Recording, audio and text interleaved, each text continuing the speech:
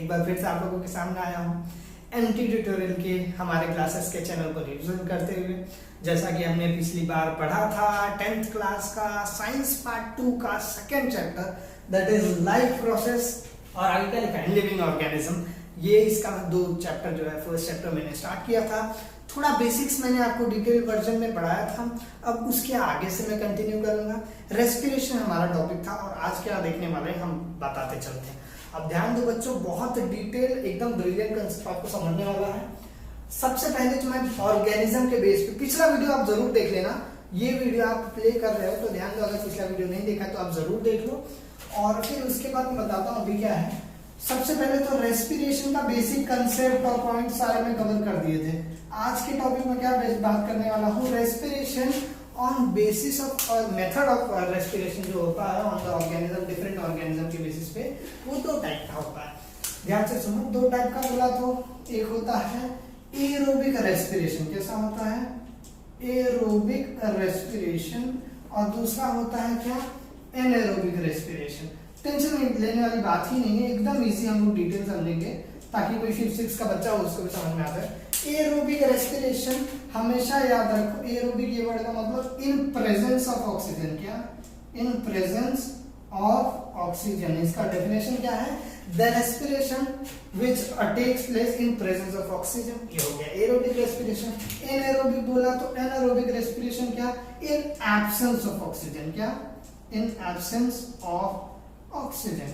ये basic concept समझ गया आपको। अब मैं थोड़ा सा और डिटेल बताते चलूं तो ये है, देखो ये एनाएरोबिक रेस्पिरेशन जो होता है ऑक्सीजन के प्रेजेंट में नहीं, ऑक्सीजन के एब्सेंट में, ये एडेप्टेशन है। हमको तो भरपूर ऑक्सीजन मिल रहा है ना आसपास से, तो हमारे अंदर ये ऑक्सीजन रेस्पिरेशन फिलहाल के लिए एक्सेप्शन बताऊंगा मैं, फिलहाल के लिए समझ लो हम लोग ये रेस्पिरेशन नहीं करते हैं। ये वाला रेस्पिरेशन सब लोअर ऑर्गेनिजम्स, लोअर ऑर्गेनिज्म जो गरीब ऑर्गेनिज्म है छोटे मोटे जैसे कि बैक्टीरिया एंड ऑल, वो लोग कैरी आउट करते हैं। इसका मैं डिटेल वर्जन जो है मैं तो देखो कैसा है ना कि मैं तो आप लोगों को पढ़ा दूं, पूरा समंदर पढ़ा दूं, आपको अभी डॉक्टर बना दूं, लेकिन कैसा कि थोड़ा सा जितना जितना आपके बीच में कंसेप्ट दिया हुआ उतना उतना समझते चलते हैं। बैक्टीरिया कौन सा है, स्पेसिफिक क्या है, कौन से किंगडम से एक्सेट्रा एक्सेट्रा सब बता दूं मैं चाहूँ तो। ठीक है, देखते हैं वो सब क्लास में जब भी आप लोग आओगे एडमिशन के टाइम या फिर लेक्चर के टाइम पर डिस्कस करेंगे। फिलहाल एरोबिक रेस्पिरेशन जो है ऑक्सीजन के प्रेजेंट में है, तो ऑक्सीजन जिस चीज को प्रेजेंट में मिलता रहता है वो इसके अंदर आता है। अब हम लोग क्या करते हैं, स्टेप्स देख लेते हैं। स्टेप्स का अगर मैं डिस्कशन करूं तो स्टेप्स देखो यहाँ पर। एरोबिक रेस्पिरेशन में सिंपल याद रखो, लास्ट टाइम भी पढ़ाया था मैंने। First step is glycolysis. क्या होता है ये, कैसा होता है अभी हम समझ लेंगे। ग्लाइकोलिसिस। दूसरा होता है क्रेब्स साइकिल। क्या होता है? क्रेब्स साइकिल या ट्राई कार्बोक्सिलिक एसिड पाथवे भी बोलते हैं इसको, जो आपके टेक्स्ट बुक में लिखा हुआ है। और थर्ड होता है इलेक्ट्रॉन ट्रांसफर सिस्टम या इलेक्ट्रॉन ट्रांसफर चेन, जो आपके बुक में मिला होगा। ठीक है, ये हो गया। मैंने क्या बता दिया, एरोबिक रेस्पिरेशन के 3 टाइप्स है जो आपको एग्जाम में लिखने के लिए आ सकता है, 1 मार्क या 2 मार्क के लिए। और वैसे ही अगर मैं एनाएरोबिक रेस्पिरेशन का बताऊं तो इसके डिटेल में बताऊं एंट्रेंस लेवल पे तो इसके भी 3 टाइप है, लेकिन आपकी बुक में जो मैंने अभी रिसेंट में वीडियो शूट करते पहले से देख लिया कि आपके बुक में क्या दिया हुआ है, तो आपकी बुक में उसमें दिया हुआ है कि ग्लाइकोलिसिस। क्या दिया है? ग्लाइकोलिसिस। सेकंड दिया है फर्मेंटेशन। बस 2 स्टेप में इसको कंप्लीट कर दिया गया है। अब मैं एक बात और बता दूं, ये फर्मेंटेशन ऐसे क्या होगा, तो फर्मेंटेशन मतलब अगर एक डिटेल लेवल पे, एक्स्ट्रा लेवल पे बता दूं, जो 12th के लेवल पे या नीट के लेवल पे आता है, तो ग्लाइकोलिसिस के बाद नेक्स्ट स्टेप आता है डीकार्बोक्सिलेशन। क्या आता है? डीकार्बोक्सिलेशन। और क्या आता है? रिडक्शन। तो ये बेसिक कंसेप्ट जो आपकी बुक में नहीं दिया तो मैंने ब्लैक से लिख दिया, तो मैं बोला चलो ठीक है, कभी सुन लिया कभी कहीं डाइजेस्ट वगैरह में तो आपको समझ में आ जाएगा। अब एक वर्ड समझ लेते हैं। एरोबिक समझ गया था आपको, एनाएरोबिक भी समझ गया था आपको, ऑक्सीजन के प्रेजेंस में, ऑक्सीजन के एब्सेंस में भैया। अब इसके टाइप्स देखते हैं, हम लोग ब्रेक करते हैं वर्ड्स को। ग्लाइकोलिसिस। अब बच्चों ध्यान से सुनो, बहुत बेसिक तरीके से वर्ड को समझो, रट्टा मारने की बिल्कुल जरूरत भी नहीं है। लाइसिस या लिसिस मतलब होता है ब्रेक डाउन। क्या होता है? Break down. Break down of anything, किसी भी चीज को तोड़ना तो पीछे लगा है SIS लगा दो। तो यहाँ ग्लाइको लिखा है ना, तो ग्लाइको मतलब क्या होता है? तो ग्लाइको मतलब क्या होता है? तो ये ग्लूकोज से एसोसिएट करता है। किससे एसोसिएट करता है?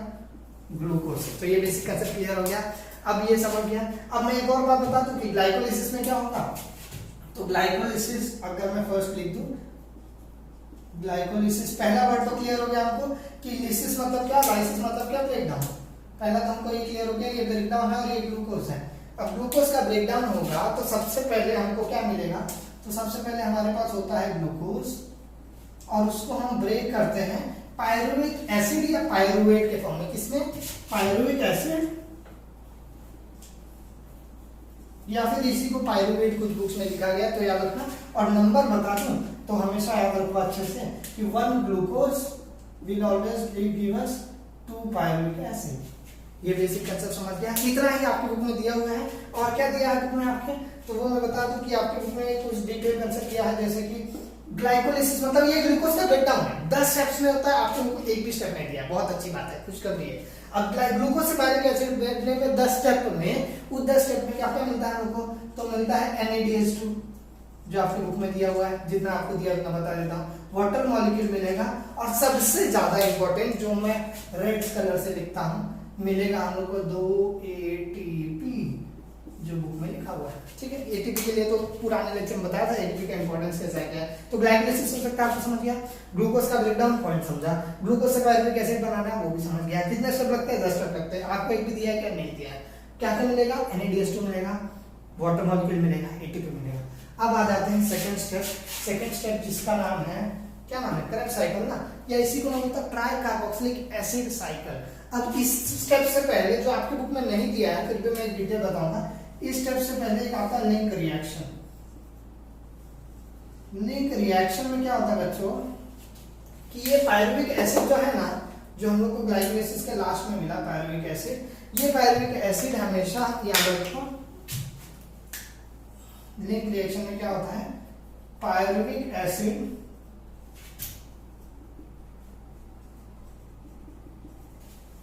ये पायरुविक एसिड आगे जाके एसिटाइल कोएंजाइम ए बना के देगा। क्या देगा, acetyl coenzyme A. Text book इसके बाद आप जरूर एक बार पढ़ लेना, बहुत जरूरी है, पूरा कंसेप्ट समझ में आ जाएगा। ये हो गया आपका लिंक रिएक्शन, समझा क्या इतना। लिंक रिएक्शन मतलब एक ग्लूकोज से 2 पायरुविक एसिड बना। अब पायरुविक एसिड क्या कर रहा है, वही पायरुविक एसिड आगे जाके एसिटाइल कोएंजाइम में देगा, तो ये हो गया लिंक रिएक्शन। अब आगे आते हैं तीसरा टॉपिक जो है, थर्ड जो हमारा है TCA ट्राइकार्बोक्सिलिक एसिड, या जिसको मैं बोलता हूँ क्रेब्स साइकिल, ठीक है। अब क्रेब्स साइकिल में होता क्या बच्चों को बेसिकली बता दूं मैं, तो क्रेब्स साइकिल में ना साइकिल है, नाम से मालूम पड़ता है साइकिल है, तो ये है ऐसा साइकिल सर्कुलेट करेगा। ग्रीन शायद दिखेगा नहीं आप लोगों को। साइकिल में क्या होगा, कोई तो ऐसे बहुत सारे कंपाउंड होंगे और ऐसे साइकिल में कंटिन्यू करेंगे। अब ये डिटेल आपको 11th 12th में जब मैं आप लोग मेरे से मिलोगे तो मैं आपको बताऊंगा। फिलहाल ये समझ लो साइकिल में कोई तो कंपाउंड है घूम रहा है, और ऐसे इसमें भी 10 कंपाउंड होते हैं, ऐसे अलग अलग नाम है जितने रेड कलर है। तो फिर से उसमें से एक भी कंपाउंड का नाम दिया है कि आपको नहीं दिया है, तो आप लोग फिर से बच गए। बस याद क्या रखना है, ये एसिटाइल कोएंजाइम ए यहाँ पर जाएगा, समझ में आ रहा है क्या, और यहाँ पर से वो आगे कंटिन्यू होते होते सिट्रिक एसिड एक कंपाउंड बता देता हूं आपको, जो जिसके नाम से सिट्रिक एसिड साइकिल भी बोलते हैं इसको। तो जिसके नाम से ट्राइकार्बोक्सिलिक एसिड या सिट्रिक एसिड साइकिल, तो पहला कंपाउंड का नाम लिख देता हूं मैं, क्या, फर्स्ट कंपाउंड एक ही बताऊंगा मैं, सिट्रिक एसिड। डिटेल तो पूरा बता दूं, लेकिन कैसा थोड़ा थोड़ा फीड करेंगे तो अच्छा रहेगा। तो सिट्रिक एसिड से शुरुआत होकर पूरा घूमेगा और इसके एंड में मिलता क्या है हम लोग को, तो बहुत कुछ मिलता है हम लोग को क्रेब्स साइकिल से। क्रेब्स साइकिल से मिलेगा क्या, तो क्या क्या मिलेगा, तो मैं लिख देता हूं यहाँ पर, ध्यान से देखो। क्रेब्स साइकिल से मिलेगा मुझे बहुत सारा, एग्जैक्ट अमाउंट बताना है लेकिन नहीं बता रहा हूँ फिलहाल, बुक में नहीं दिया। NADH2 मिलेगा बहुत सारा, FADH2 मिलेगा, ध्यान से सुनते चलो, बहुत सारा वाटर मॉलिक्यूल मिलेगा, और ATP भी एक मॉलिक्यूल मिलेगा, ध्यान से सुनो, समझ में आ रहा है क्या कंसेप्ट। तो फिर से देखो, ग्लाइकोलिसिस से क्या क्या मिला था, ये मिला था। लिंक रिएक्शन में से क्या मिला, तो लिंक रिएक्शन में से मेरे को मिला था, लिंक रिएक्शन में कार्बन डाइऑक्साइड मिला था मुझे, और लिंक रिएक्शन से मुझे NADH2 मिला था, ठीक है, ये भी समझ गया। अब यहाँ पर से ATP और A मिला। अब बात करते हैं हम लोग लास्ट स्टेप, जिसको मैं बोलता हूँ ETS या इलेक्ट्रॉन ट्रांसपोर्ट सिस्टम। सबसे ज्यादा इंपॉर्टेंट स्टेप है और सबसे चिंती है, एकदम इजी। इसमें कुछ ना साइकिल है, कुछ नाम है, ना कुछ है जो आपको बिल्कुल दिया ही नहीं है।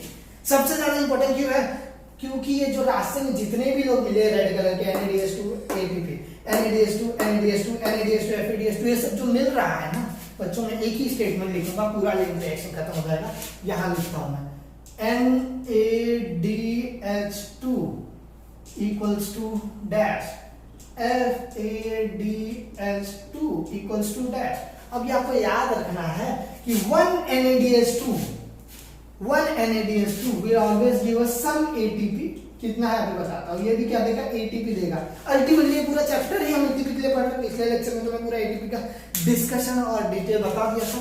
तो याद रखो 1 NADH2 will always give us 3 ATP, 1 FADH2 will always give us 2 ATP। बस इतनी सी बात याद रख लो। पूरा का पूरा इलेक्ट्रॉन ट्रांसफर सिस्टम, मतलब ये थर्ड स्टेप कंप्लीट एकदम आराम से समझ गया क्या बच्चों। अब मैं उम्मीद कर रहा हूं कि ग्लाइकोलिसिस डन, करेक्ट साइकिल समझ गया, ETS समझ गया, जो आपको लिंक रिएक्शन नहीं दिया था वो भी मैंने समझा दिया। सब कुछ डिटेल एक्सप्लेनेशन करवाते चल रहा हूं मैं। ध्यान से सुनो, गोल क्या था फिर से मैं तुम्हारा रिवाइज कर दूं तो एक ग्लूकोज को तोड़ना था, तो एक ग्लाइकोलिसिस से शुरुआत हो।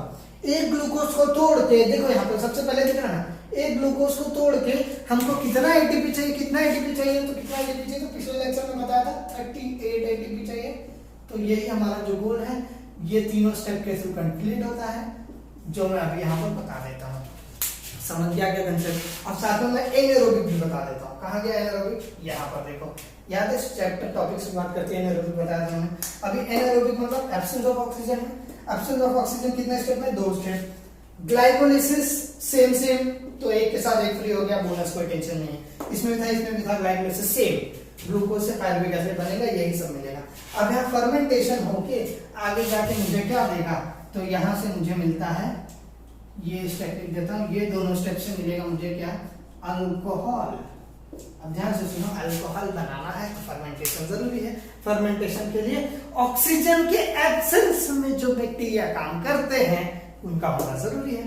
तो ये बेसिक कंसेप्ट हो गया। तो अल्कोहल, बियर, वाइन, विस्की, जितना भी आप सुनते रहोगे सबका मेथड यही है। डिटेल जानना है तो फटाफट 11 साइंस ले लेना आप लोग, ठीक है। मिलते हैं हम लोग, ये वाला टॉपिक हुआ कंप्लीट, एनारोबिक हो गया, एरोबिक हो गया। अच्छा एक बात और, हाँ अच्छा हो यार, देखो कैसा कि अभी मैं जैसे पढ़ा रहा हूँ, बहुत देर पढ़ाया, चलो ठीक है, ये एक बार कंसिडर कर लिया। अभी क्योंकि लॉकडाउन नहीं होता तो हम बाहर जाते खेलते कूदते, मान लो हम लोग क्रिकेट खेलने जा रहे हैं, क्रिकेट खेलने गया, पहले 10 मिनट बहुत जोश है, 20 मिनट खेला, आधे घंटे खेला, 1 घंटा, 2 घंटा, 3 घंटा, 4 घंटा, बाप रे इतना सारा खेलने के बाद बॉडी पेन होगा क्या नहीं, पैर में दर्द होगा क्या नहीं, घर पे आएंगे बैठेंगे तो दर्द होगा ना पैरों में।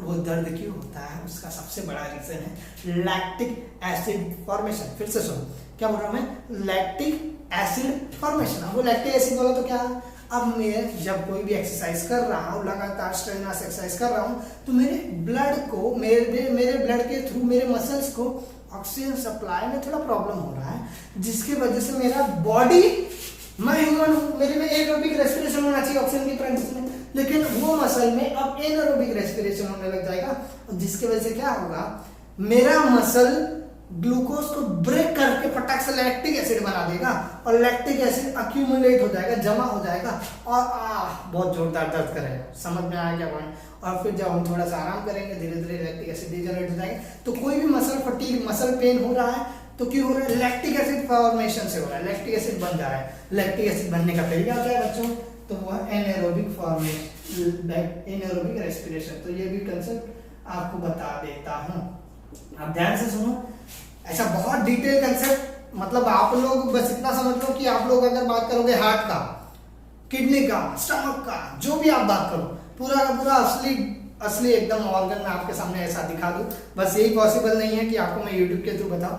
तो मेरे क्लास में जब आप लोग मेरे से मिलोगे तो मैं आपको पूरा ओरिजिनल फोटो एकदम, मतलब या पूरा मतलब डेड बॉडी से निकाला हुआ सब फोटो मेरे पास अवेलेबल, लेकिन मैं ऐसा यूट्यूब पे पब्लिश नहीं कर सकता, पुलिस लेके जाएगी मुझे। आप लोग क्लास में मिलोगे तो जरूर बताएंगे, हम लोग डिस्कस करेंगे।